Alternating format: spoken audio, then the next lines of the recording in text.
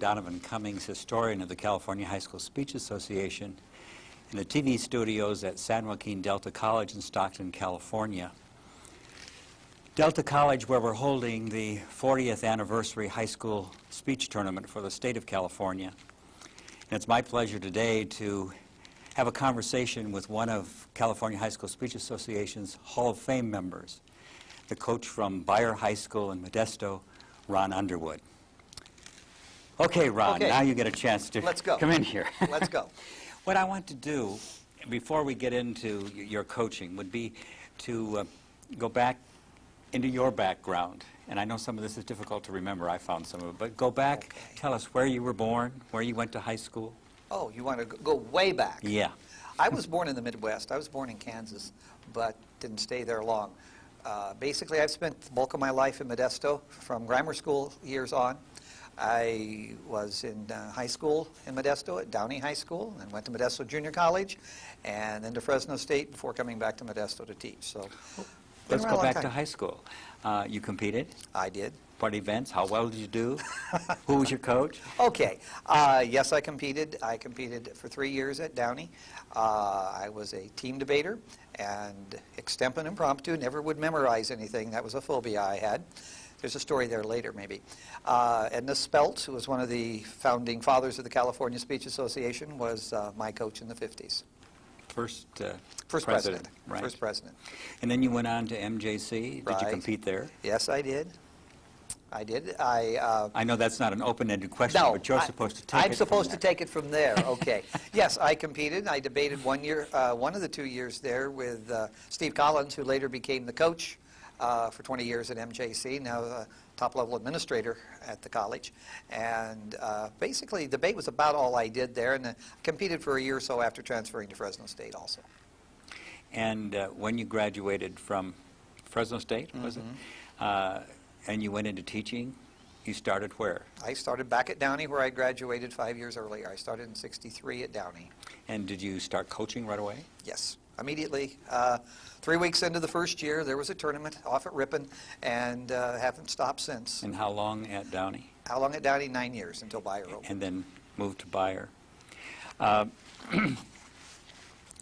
Let's take a jump from the sort of historical standpoint from where you have gone through college and high school and all that sort of thing, and moved to the California High School Speech Association. Now, you've held a number of offices? Most all of them. Never been president by choice. But yes, I've been a league president, which puts you on the council. I've been representative at large from the area, and curriculum representative, and I've been an area chair for some time. And 3 years ago, I was 3 years worth of VP activities. So pretty much everything except president. And also NFL district chair? Been NFL district chair off and on with you for an awful lot of years. I imagine it totals 12, 15 years over the period. And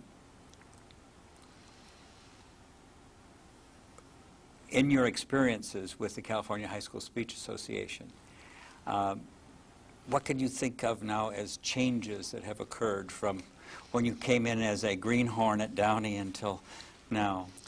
You know, I'm sure there are lots and lots of changes, but I wonder sometimes if maybe I just see them from a different point of view. When you come in, as you know, as a young punk kid at 22 and 23, those things look a whole lot different. Scared to death to even be around anything that has to do with state competition or even state qual. You guys wouldn't let me host a qualifier for 8 or 9 years. I think that the difference comes first with your own experience and how you see things. Certainly we're a lot bigger. Certainly we have a lot more events, and some of them that some of us like and some of them we don't like. I think, to me, one of the biggest changes was when we brought in Lincoln Douglas debate. Being a debate person and all, I think that was quite a change. And of course we did it because NFL did it, but 80, 81, I'm not sure when, but I think that was a big change, and I think it's changed the surface of debate in the whole state, probably the whole nation. Other things, I think we see statewide a huge number of minority students involved now that probably weren't at one time, and I think that looks great. And I think just the size is the biggest thing, of course. Now, you and I, and all the other Hall of Fame coaches, would not be where we are if it weren't for coaches along the way, either that coached us or that worked with us when we were young coaches, or are working with us now. And so I'm making this an open-ended question again. Would you talk about some of the coaches that have been influential in your career? And Sure. I think probably the first one that would stand out to me was the one I did my student teaching for when I was going to school in Fresno, and I was student teaching at McLean High School, and I student taught for Jim O'Banion. And Jim was a president along the line in the early years of the association, too. Right.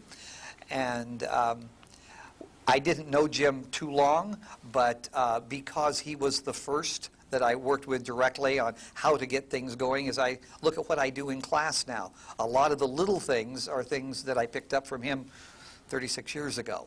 So that's probably a bigger influence than one might think coming from Jim.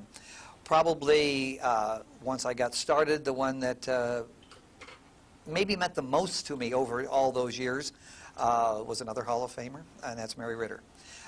Mary was at Modesto High when I started at Downey, and everybody knows and that knew Mary that she was a rough, tough growl with a heart of gold, and we went round and round a lot, but 10 minutes later everything was wonderful, and she helped me a lot, especially through the first couple of years. Had a rough first year and was on the phone with Mary 2 and 3 times a week. What do I do now? What do I do now? Can you help me with this? Can you help me with that? And she always did. And so from an academic point of view, a forensic point of view, and a personal point of view, Mary was probably the greatest contributor. Then along the line, probably some of the rest of you guys in the league meant so much because early you scared me to death.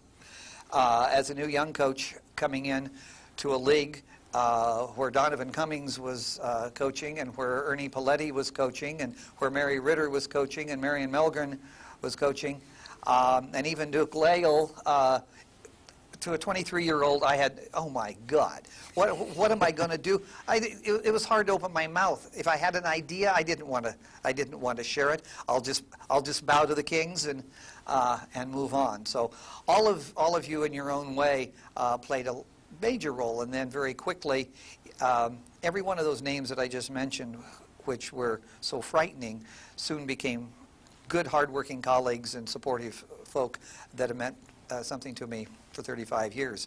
But you were scary to start with. I know that's, you know, when you say that to me, that sounds impossible, but when Natalie was talking to me, I was talking about coming to California, and here was Edna Speltz and Mary Ritter, and scared to death. You got it. And maybe that's good. Maybe, Sure. maybe that's the way we learned. Well, certainly those people made some contribution to you, but you've made contributions to speech in California, not just to your own school, but to the entire state. And don't be humble. Tell me what you feel are the major things, contributions you've made to speech in our state. In the state? And that includes, you know, your own school district or whatever, but I mean... I think one of the things that I am proudest of, certainly is with our own group, is the fact that we've offered and been able to maintain large programs, giving a larger number than in most cases students the opportunity to be involved in speech. Some win, some lose, but the large program over a long period of time has meant a lot to me, because it means that we've gotten speech in the lives of a lot of kids. And I think that's probably the greatest contribution I've ever been able to make, and that there's not a trophy showing for that, but the involvement that a lot of people have had in speech.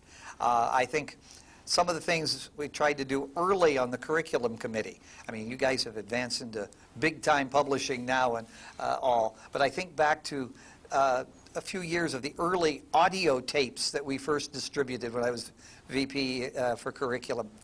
And I can remember dubbing those audio tapes all summer long with one little, you know, 2 little tape recorders in my room at home to get the audio examples out from the state tournament. And the curriculum packages of printed stuff that we used to do in the early days.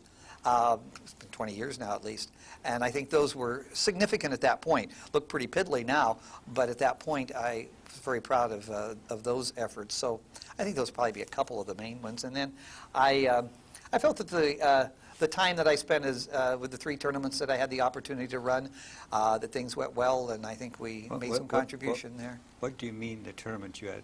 Well, the 3 years of VP activities, okay. when took over at the last minute because the one that was in office moved, and in October I learned that I was going to fill the position and had the chance to host tournaments in run tournaments in 3 places as VP activities, and I learned a lot. I think contributed a lot too, so that added to it, I think. Now let's shift from what contributions you've made in the state and offices you've held and that sort of thing and coaches you've known to the most important people, and that's students and accomplishments. Let's get a little bit of the statistical information out. How many times students qualified for state? How many times or how many students? How many times? How many times? Every year has it Yes, been? I've been 35 years out of the 35. At Now, State. how many students? I had to go look on that one. It's 465. 465. Mm-hmm. Did you figure out how many of those made semis and finals? No, I did not figure that. I'll bet it's a very high percentage. It's a good percentage. It probably isn't as high as some who have smaller numbers qualify, obviously. But it's a good percentage. I've had my share of state champions. Not as many, again, as a lot. But Can you yes, offhand mention the events that they've been state champion in? Why don't I mention thematic interp first, because that'd be the most unusual for you. And a couple of times in girls extemp, if we want to go back a ways, and both forms of debate, both LD and team, and several in those categories. So that pretty much covers. I've never had the champions in the other areas. Oh, Congress. Okay. And what about nationals? How many times to nationals? How many kids? Well, let's see. 3 of the 9 years at Downey, back in the time when it was hard to get national qualifiers, and all but 1 of the Bayer years. So this is the 26th year, so 25 out of 26 there. So what? This would be the 28th national tournament. Do you know how many students? I wouldn't have if I hadn't have checked for you, but 99. Okay. And had some great success at nationals? Only 1 national champion. Well, when you say only 1, remember that there are hundreds and hundreds and hundreds of schools that have who none. haven't had in. No, I know that. But how many do you have? No, this is my interview. I had 1 in Congress in Seattle many years ago. A significant number of good award winners. Right. But just the 1, and kind of have some hopes this time, maybe for the first time in a long time. So, no, the 99, I went back and added several times to see if we could get that to 100, but it kept coming up to 99. Now, this is a difficult question. And I've said this in talking to other people as well. You know, when you go to the, when you watch the Oscars and the person who wins wants to give thanks to everybody, and so they bring a whole list up and that sort of thing. And so I'm going to ask you to talk some about students, and I know you would like to list all that ever went to state or ever worked with you, but you can't. But are there some particular students that you remember for a specific reason? Oh, of course. You know, we all have those. Every once in a while when I get to feeling upset or down, I'll kind of run through this in my mind. Okay, if I had to narrow it down to a top 10, and a top 10 performers, but then a top 10 of a personal nature as well, and combine them all, sure. And those are not always the same, And right? they're not always the same. Right. You know that. Sometimes they're definitely not the same. I would say that probably the several that stand out, certainly from the performance standpoint, one that was early Bayer years, Sammy Roberts, who was the 1 national champion, and also was a state champion, one of those girls extempors that I mentioned, stands out because she was a first national champion. She was such a dedicated person, such a dynamic personality, not one that all the kids liked, type of thing. She was one that was so dedicated to speech that unfortunately she let a lot of other things slide, and those are things you don't like to see with their academic growth. But that's one that certainly stands out. I have one that was a student very early. In fact, I believe she, if I remember correctly, was a 9th grader my first year of teaching. that was a state qualifier a couple of times, very fine student, but you remember her more because the kind of person she was and the kind of attitude she had toward everything she did. And her name was Elizabeth Stone. She's Elizabeth Hill, who is the director of the budget for the governor's office in Sacramento at this time. Holds her job from governor to governor no matter what, because it's a non-political thing. I do have communication with her over the years, and now she tells me how excited she is because her kids are getting involved in debate. And that's one that stands out for more of a personal thing because she was that type of an individual. Lisa Haggerty was one that was about 5-6 years ago, graduate, marvelous orator, but just a dynamic personality. Again, was a great teacher aide and was great with the younger kids. And again, a personality that you remember because of everything they are. So sure, there are those along the way that you do remember. Now, when you go to tournaments and you work with coaches over the years, there have to be some particular incidents that sort of stick with you. When a student wins, like a national championship, of course that's exciting. I mean, I'm not talking about just the winning necessarily, but can you think of some particular incidents, anecdotes of life and speech? Life and speech. Oh, you give me all kinds. You want reference to coaches? Is that what you're looking? Is that what you're looking for? It's wide open to you. Oh, this is a wide open thing. Well, knowing Mary Ritter, you must have some stories. Well, yeah, okay. There's always Mary Ritter stories. As I told you in my early years, how dependent I was upon her for everything, and the students knew that. And I know they always felt that I let her run over me. And we shared buses for all the trips with Modesto High at that time. And so I was always on the bus with Mary, and Mary called all the shots. And I just kind of sat there like a dummy. And there was one point late in the first year when she got up, said something, and I turned to her and contradicted her. Well, that may have been a mistake. But I got a standing applause from the busload of kids because I had stood up to Goddess Mary Ritter.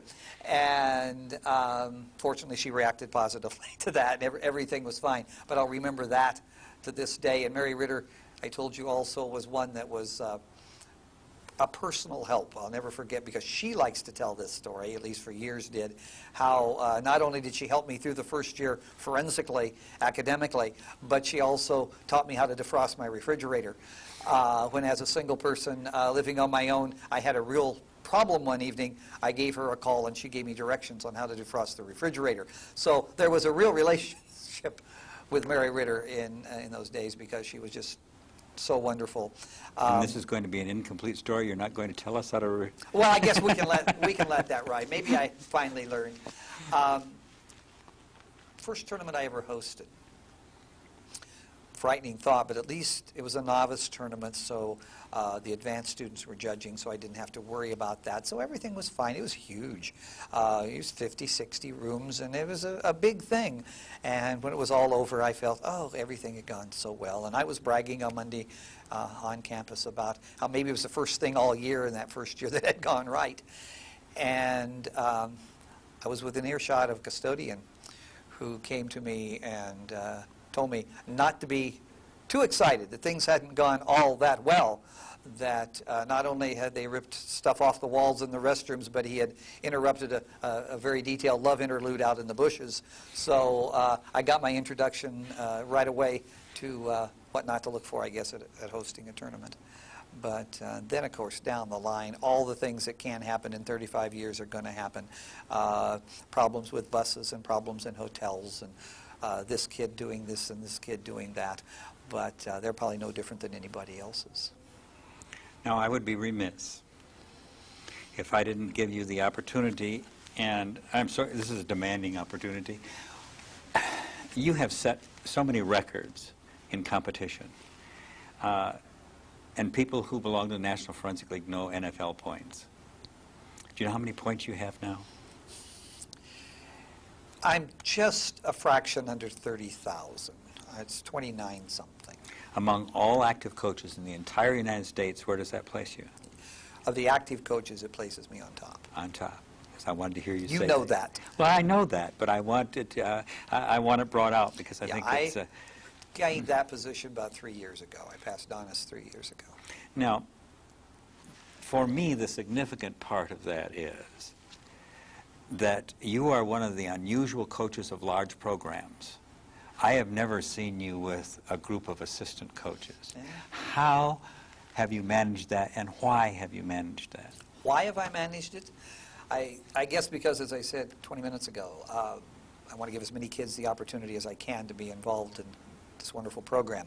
How have I managed it? Probably not being able to spend as much time with each individual as I would like. It's a heavy time budgeting situation where those who have smaller programs have a lot of opportunity to spend an hour one-on-one every 2 or 3 weeks.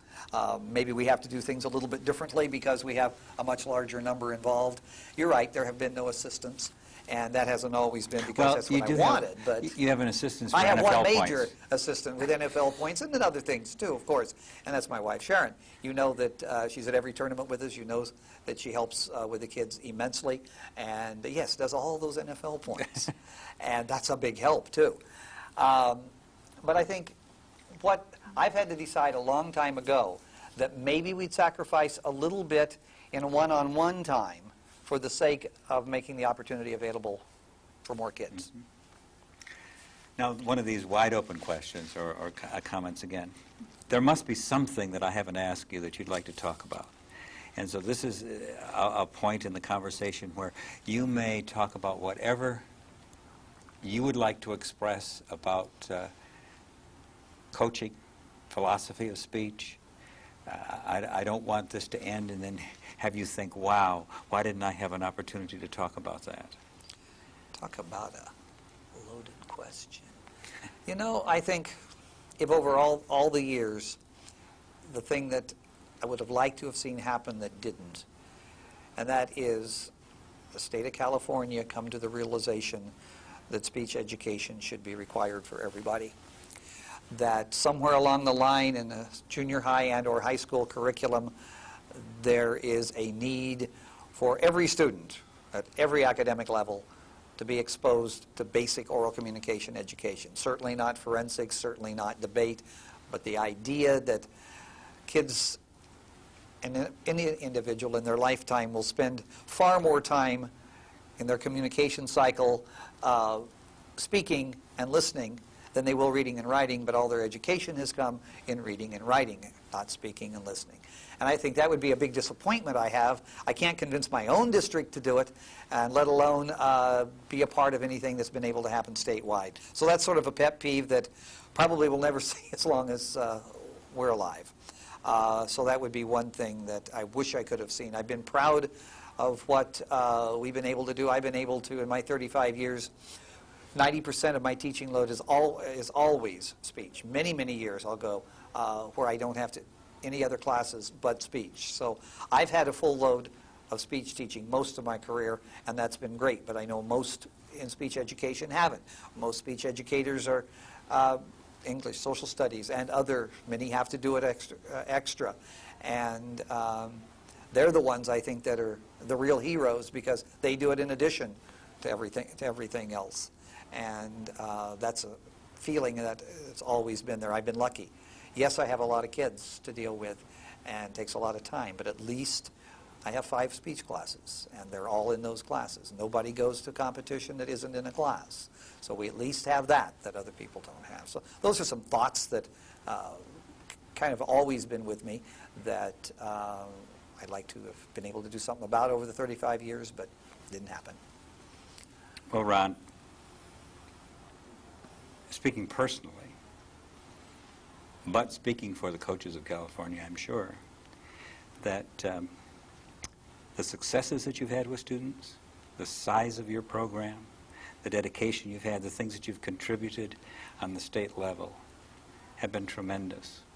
And the fact that you're a member of our Hall of Fame is most deserving, and you should know that. I'm really pleased that you came in and shared thoughts with me today. And so this will draw this interview to a close, but after your next 35 years of coaching, maybe someone We'll else meet will. back here and do it again. So that concludes this interview with Ron Underwood from Beyer High School in Modesto. Thank you, Don.